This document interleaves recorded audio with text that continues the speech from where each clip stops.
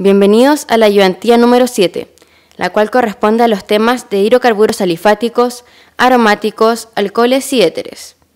Presentaremos una serie de ejercicios realizados con estos tópicos, seguidos de una explicación teórica para luego ver cómo se resuelven. En el siguiente ejercicio nos piden que indiquemos el producto de la reacción de hidratación de un alqueno. Recordemos la regla de Markovnikov. En la adición de un ácido a un alqueno, el protón se une al carbono que tenga menos sustituyentes al kilo y el no metal se une al que tenga más sustituyentes al kilo. Por lo tanto, el hidrógeno se unirá al carbono 1 y el hidroxilo al carbono 2, con lo que nos queda el compuesto final. El benzopireno es un compuesto precancerígeno que en el organismo humano sufre hidroxilaciones en las posiciones 7 y 8. Al respecto, indique la estructura correcta para dicho compuesto, hidroxilado. Para resolver este ejercicio, veremos cómo posicionar correctamente en el espacio esta molécula, así como aprender cómo se nombran los distintos carbonos en esta. Acá vemos la molécula de benzopireno. ¿Por qué la pusimos en esta posición? Porque si ponemos dos ejes que se crucen perpendicularmente, la mayor parte de la molécula debe quedar en el cuadrante superior derecho. Ahora, ¿cómo identificamos el carbono 1? Porque el carbono 1 debe ser aquel que esté más hacia arriba y hacia la derecha, luego de bien ubicada la molécula. Teniendo ubicado el carbono 1, los siguientes carbonos se nombran siguiendo el sentido de las manecillas del reloj. Y si se fijan, hay carbonos que se encuentran en la parte externa que no tiene número. En estas moléculas, aquellos carbonos que se encuentran en la unión de dos anillos no se enumeran. Ya habiendo repasado todo esto, fíjense la posición de la molécula y de los carbonos 7 y 8. Si nos fijamos en las alternativas, descartamos las alternativas A y B, porque la molécula no está bien posicionada en el espacio según convención.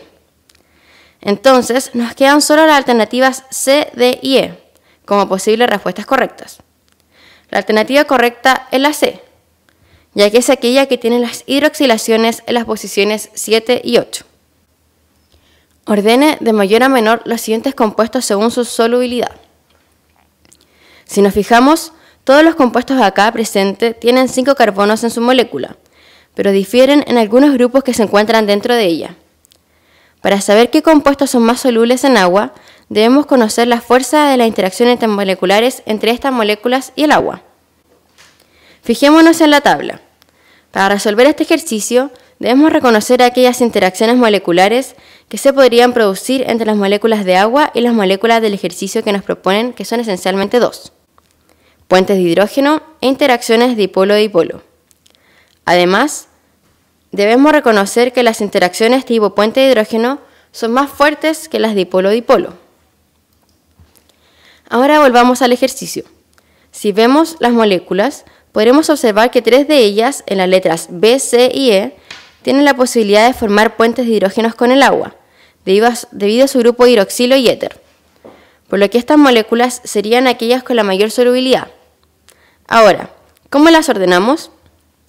La molécula E tiene 2 grupos hidroxilo, por lo que podríamos suponer que sería la más soluble por su capacidad de interactuar más con las moléculas de agua. Le seguiría la letra B, que solo tiene un grupo hidroxilo. Y finalmente la letra D, ya que en esta molécula es solo el oxígeno del grupo éter el que puede interactuar con los hidrógenos del agua.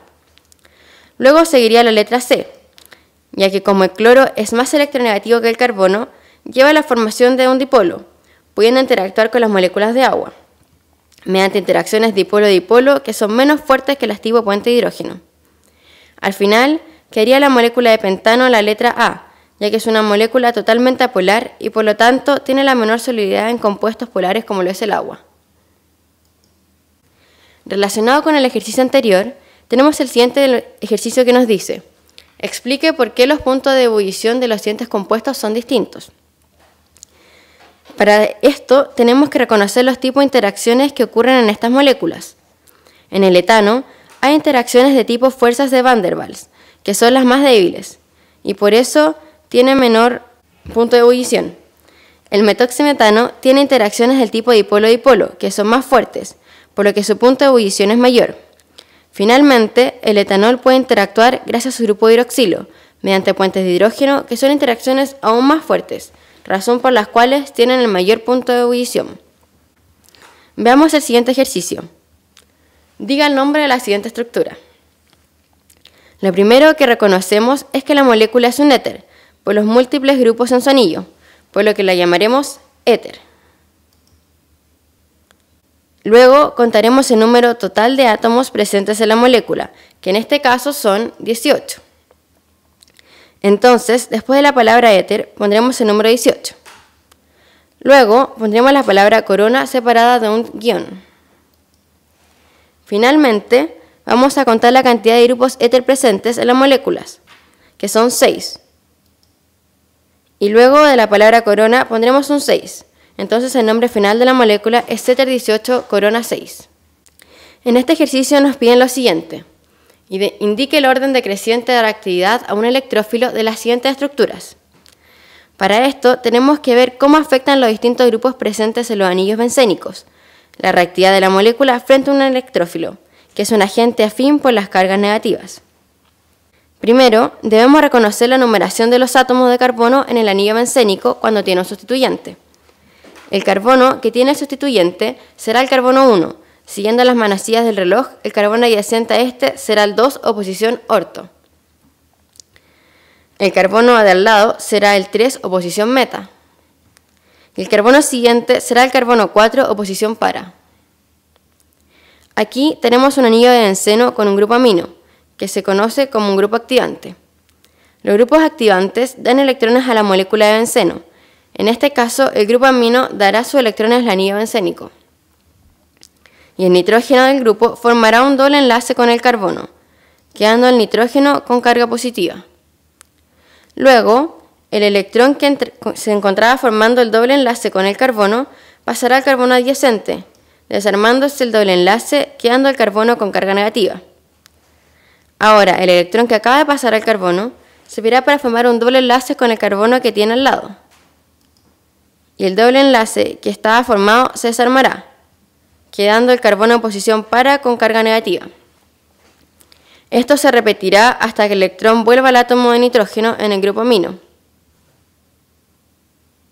Entonces, serán las posiciones orto y para de la molécula las que tendrán carga negativa y que en algún momento podrán sufrir un ataque por un electrófilo. Entonces, los grupos sustituyentes activantes orientan la sustitución electrofílica en posiciones orto y para. Ahora tenemos al NO2, el cual es un grupo desactivante, que hace lo contrario al grupo activante y quita electrones del anillo bencénico, quedando el nitrógeno con carga negativa y el carbono adyacente con carga positiva. Y se vuelve a repetir el mismo proceso que con la molécula anterior.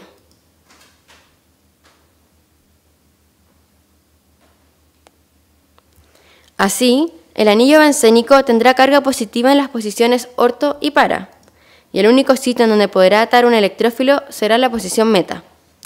Entonces, los grupos sustituyentes desactivantes orientan la sustitución electrofílica en posición meta. Sin embargo, esta sustitución se ve desfavorecida por las 3 posiciones con carga positiva que presenta la molécula. Por último, tenemos grupos que no dan una carga propiamente tal, pero sí inducen cierta carga, como es el caso del metano y cualquier radical alquilo, que inducen cargas negativas en los carbonos adyacentes susceptibles al ataque a un electrófilo, y el cloro, que induce cargas positivas en los carbonos adyacentes. Entonces, fijémonos en qué tipo de sustituyentes tienen las moléculas. La molécula B tiene un sustituyente activante, que orienta la sustitución electrofílica en posiciones orto y para al dar cargas negativas a estos carbonos, por lo que iría primero en el orden decreciente de reactividad al ser la que más reacciona. Luego le sigue la molécula Na, ya que ésta induce cargas negativas, de magnitud menor al sustituyente activante, pero que también favorece la sustitución electrofílica. Luego la molécula C, que es solo un anillo bencénico, el cual tiene una gran densidad electrónica. Y finalmente la molécula D, ya que el sustituyente inactivante provoca cargas positivas en posiciones orto y para que desfavorecen el ataque electrófilo.